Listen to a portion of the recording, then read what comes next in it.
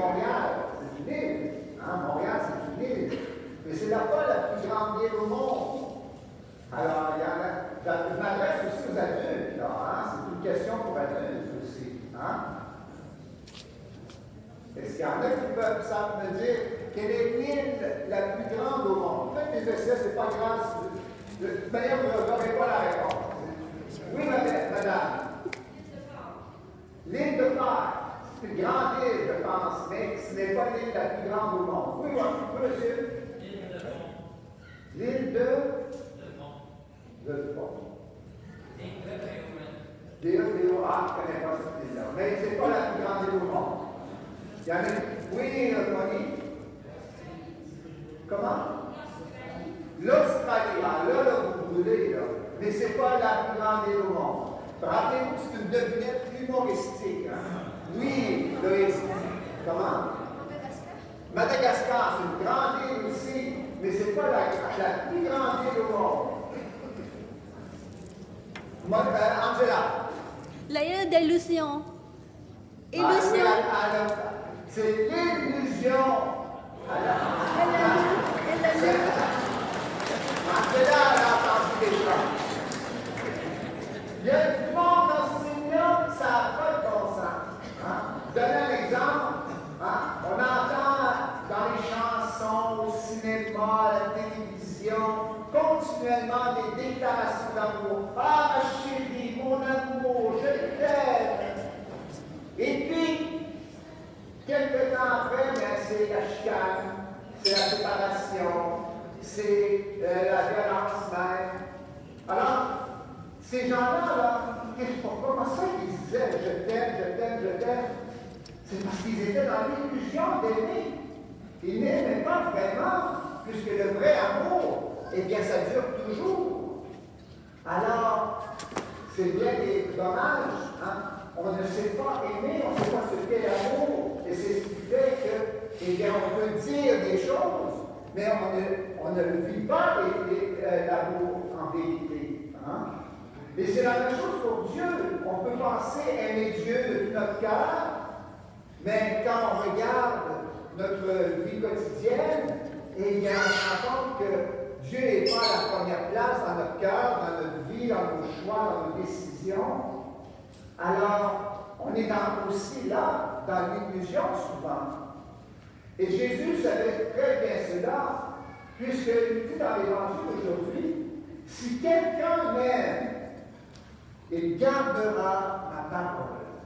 Il restera fidèle à ma parole. C'est un critère, ça, objectif, pour pouvoir discerner si véritablement nous aimons Dieu, Jésus, nos frères et sœurs. Si quelqu'un m'aime, il gardera ma parole. Qu'est-ce que ça veut dire garder la parole de Jésus comme signe d'amour envers le Seigneur? Eh bien, je pense que c'est d'avoir une soif de connaître la parole du Seigneur, de la méditer dans notre cœur. Par exemple, le soir, avant de coucher, je prends un petit 10 minutes pour lire et méditer l'Évangile, la parole de Jésus. Ah là, c'est un signe que je garde la parole de Jésus et que je l'aime. Et puis, le meilleur moyen, je pense, dans mon expérience, de garder la parole, de rester fidèle à la parole de Jésus, c'est justement ce qu'on fait maintenant.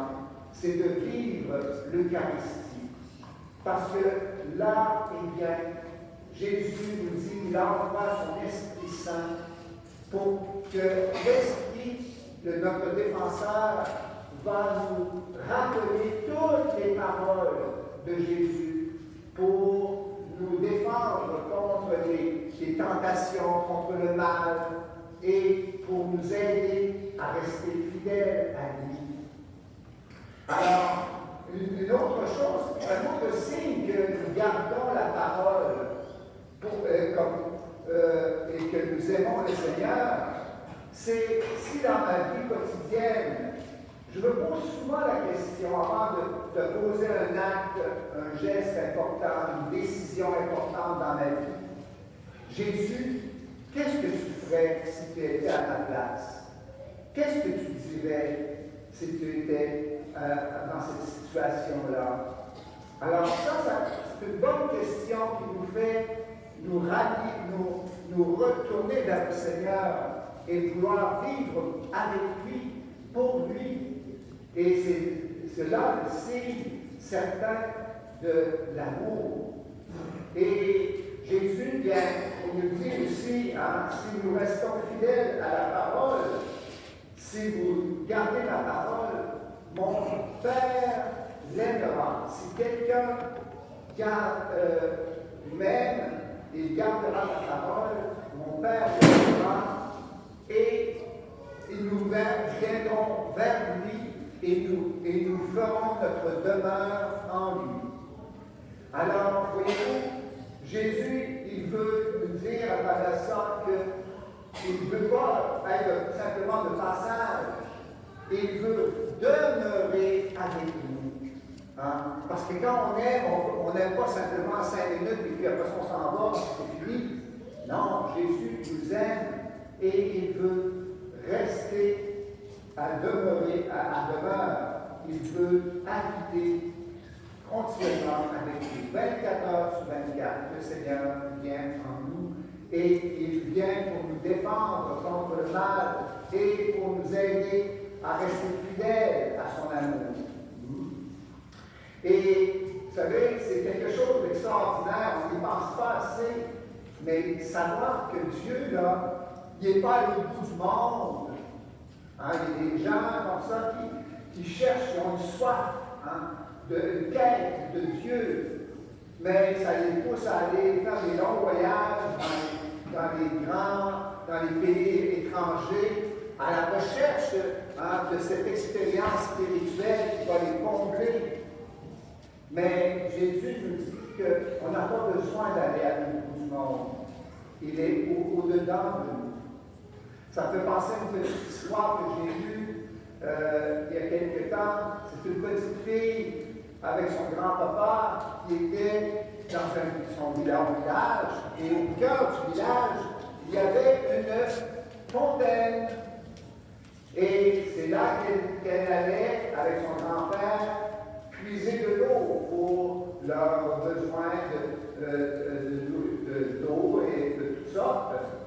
Et puis, à un moment donné, elle demande à son grand-papa, « Grand-papa, sais-tu où habite le bon Dieu? » Alors, le grand-papa la prend dans ses bras et la monte sur le bord du puits et lui dit, « Regarde là-bas, dans l'eau, qu'est-ce que tu vois? » Alors la petite fille répond, « Eh bien, je me vois. Eh bien, c'est là qu'habite Dieu. Il habite en toi. » Et c'est ça que nous croyons, nous chrétiens, que Dieu, il est tout près de nous, plus près de nous que nous sommes à nous-mêmes. Et malheureusement, bien, justement, on a de la difficulté à croire que Dieu habite au plus profond de nous. Parce qu'il y a des gens, moi je rencontre assez souvent des gens qui disent « Oh, moi je suis tellement pécheur, puis je suis tellement petit, tellement sans valeur que Dieu ne s'intéresse pas à moi. » Donc ils sont convaincus de ça. Alors ils ne peuvent pas croire que Dieu s'intéresse à eux, elle vit avec eux tous les jours. Alors, c'est ça la bonne nouvelle aujourd'hui. On a 11 jeunes aujourd'hui qui vont faire une première rencontre avec Jésus de l'Eucharistie. Jésus qui donne sa vie par amour pour chacun de nous. Eh bien, il le fait pour toi et pour toi, pour moi aussi, bien entendu. Pour chacun de nous. Et on va prier pour que cette rencontre que vous allez faire avec le Seigneur Jésus dans la communion, eh bien, ça soit vraiment pas simplement une fête comme ça qui passe après une heure, c'est terminé, on n'en parle plus. Et c'est important qu'elle puisse perdurer toute votre vie, à tous les jours. Jésus reste avec nous. Mais c'est le problème, c'est que nous ne restons pas avec lui. Alors, on va demander justement que nous soyons inspirés par l'Esprit Saint pour nous rappeler continuellement que Jésus est avec nous parce qu'il nous aime du plus grand amour, d'un amour qui ne passe pas. Et il voudrait bien que nous aussi, nous puissions communier à cet amour pour pouvoir aimer comme lui. Amen.